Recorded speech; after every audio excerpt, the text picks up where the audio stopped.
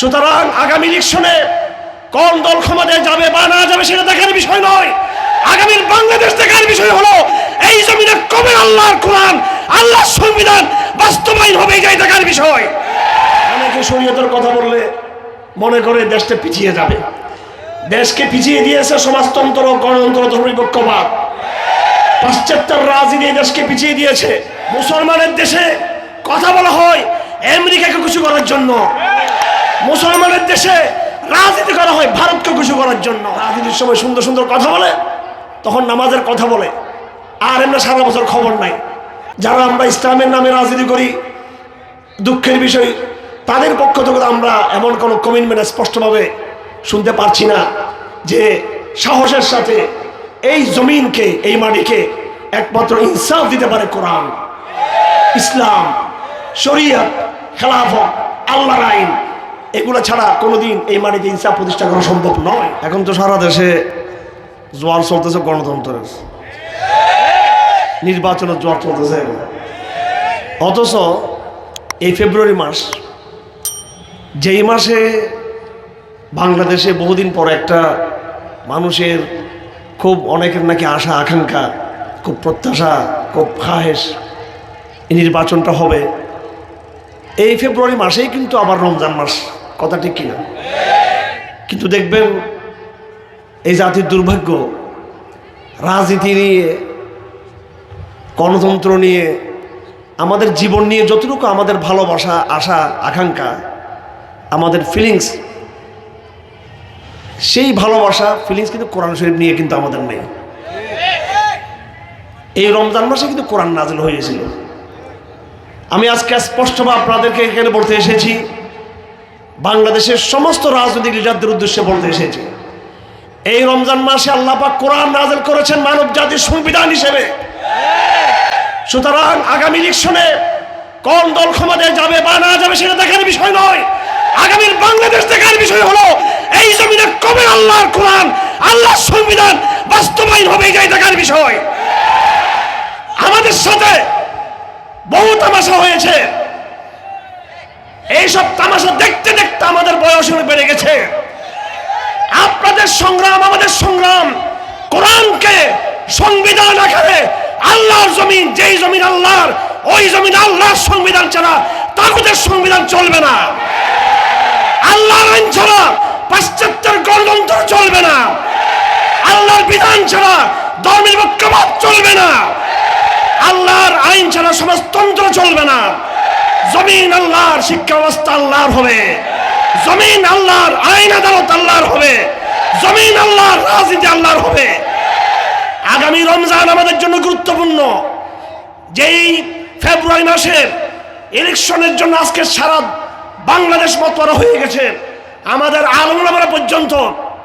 কিন্তু এই জমিনে তো আরও তো ইলেকশন হয়েছে, মুসলিম লীগ প্রতিষ্ঠা হয়েছে, পাকিস্তান আন্দোলন হয়েছে, ব্রিটিশকে তাড়ানো হয়েছে, নাজাম ইসলাম বাড়ির জন্ম হয়েছে, এই দল সেই দলের জন্ম হয়েছে, ইলেকশন হচ্ছে, বহুত কিছু হচ্ছে, কিন্তু কোরআনের একটা শব্দ, একটা আয়াত এখনো মুসলিম বঙ্গে, এই দেশ মুসলমানের দেশ, এটাকে আমেরিকার দেশ থেকে, এটা মুসলমানের দেশে কথা বলা হয় আমেরিকাকে খুশি করার জন্য, মুসলমানের দেশে রাজনীতি করা হয় ভারতকে খুশি করার জন্য। মুসলমানের দেশ, কোরআনের দেশ, যেই দেশে মুজাহিদরা ক্ষমতায় ছিল, এই দেশকে তুরস্কের মুজাহিদরা, আফগানের মুজাহিদরা, আরবের মুজাহিদরা, সুফিরা, সাধকরা, ওলামায়ে কেরাম এই দেশকে মুক্ত করেছিলেন, স্বাধীন করেছিলেন। না হলে তোমাদের এই সমস্ত বাটপাড়ির রাজনীতি করার সুযোগ হতো না তোমাদের। তোমরা হিন্দু হয়ে থাকতা, বৌদ্ধ হয়ে থাকতে, এখানে তোমাদেরকে মুসলমান বানিয়েছে সেই আমাদের বীর পুরুষ, আগের আমাদের পূর্বপুরুষরা, তাদের বংশে তোমরা আজকে এসে ইসলামকে ভুলে গিয়েছ। বাংলাদেশের ইতিহাস সাক্ষী আছে, নিরপেক্ষ ইতিহাস। অনেকে শরীয়তের কথা বললে মনে করে দেশটা পিছিয়ে যাবে। দেশকে পিছিয়ে দিয়েছে সমাজতন্ত্র, গণতন্ত্র, ধর্মনিরপেক্ষবাদ। পাশ্চাত্যের রাজনীতি এই দেশকে পিছিয়ে দিয়েছে। এই দেশকে একমাত্র আগানো সম্ভব কোরআন দ্বারা। এই জন্য আমার ভাইয়েরা, আপনারা অনেকেই চান শর্টকাট সিস্টেমে উত্তেজনা চান, আপনারা আমি সামনে ইলেকশন, এখানে ইসলামপন্থীর ক্ষমতায় যাব, এটা করব, আমি একটা রাজনৈতিক বক্তব্য দিই। আমি এরকম সস্তা ভাই রাজনৈতিক বক্তব্য দিতে পারবো না এখানে। আমি আপনাদের সবাইকে আগামী দিনে আরো বৃহত্তর সংগ্রামের জন্য প্রস্তুত থাকার আহ্বান করতে চাই। সারা বাংলার মানুষ যদি একদিকে যায়, সারা আলেম ওলামা কেরাম, জনগণ, রাজনীতিবিদ সবাই একদিকে যায়, আর তাদের একদিকে যাওয়াটা যদি আল্লাহকে সন্তুষ্ট না করে, এই একদিকে সারা জাতি পাগল হয়ে গেল, আমরা পাগল হতে পারবো না।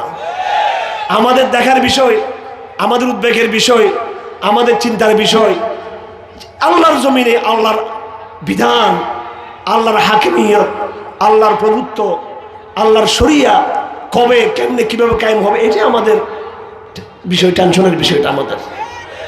অন্য কিছুতে আপনারা কি সন্তুষ্ট আছেন নাকি আপনারা? আমরা যে গড্ডালিকে গা ভাসিয়ে দিচ্ছি, সবাই গড্ডালিকে গা ভাসিয়ে দিচ্ছি। যারা সেকুলার রাজনীতি করে জাতীয়তাবাদের নামে, ধর্মনিরপেক্ষতাবাদের নামে, তাদের কথা কি বলবো? শরিয়া বললে কেন আমরা ভয় পেয়ে যাই? শরিয়া মানে কি? এত ভয় পাওয়ার কি আছে এখানে? শরিয়া মানে এদেশের সমস্ত জনগণ নামাজ পড়তে বাধ্য হবে, এটাই শরিয়া। এদেশের মানুষ যদি নামাজ পড়তে অভ্যস্ত হয়, এমন একটা জাতি যদি আমরা গড়ে তুলতে পারি, নামাজি জাতি, তাহলে সেই জাতি আর ঘুষ খাবে না, দুর্নীতি করবে না, কারাপশন করবে না, চুরি ডাকাতি করবে না, সন্ত্রাস করবে না, গুম খুনের গুন্ডা তৈরি হবে না কেন? তো এটা তো লাভ, আল্লাহর লাভ নাকি এখানে? শরীয়ত কায়েম হলে তার ফায়দা আছে, আখিরাতে আমাদের জান্নাত পাবো, কিন্তু দুনিয়াতে নগদ নগদ ফায়দা আছে আমাদের। শরিয়া প্রতিষ্ঠা হলে সুষ্ঠু সমাজ কায়েম হবে, সুন্দর দেশ হবে, সুন্দর জনপদ হবে, সুন্দর সমাজ গড়ে উঠবে। নামাজি সমাজ আর বেনামাজি সমাজ কখনোই হতে পারে? বেনামাজির ঘুষখোর, বেনামাজির ক্রাপ্টেড, বেনামাজির দুর্নীতিবাজ, বেনামাজিরা রাজনীতির সময় সুন্দর সুন্দর কথা বলে, তখন নামাজের কথা বলে, আর এমনি সারা বছর খবর নাই। সুতরাং আমার ভাইয়েরা, আমাদের সবাইকে ভণ্ডামি ছেড়ে দিয়ে, একদম ভণ্ডামি ছেড়ে দিয়ে সোজা সাপটা কোরআনের কথা বলতে হবে।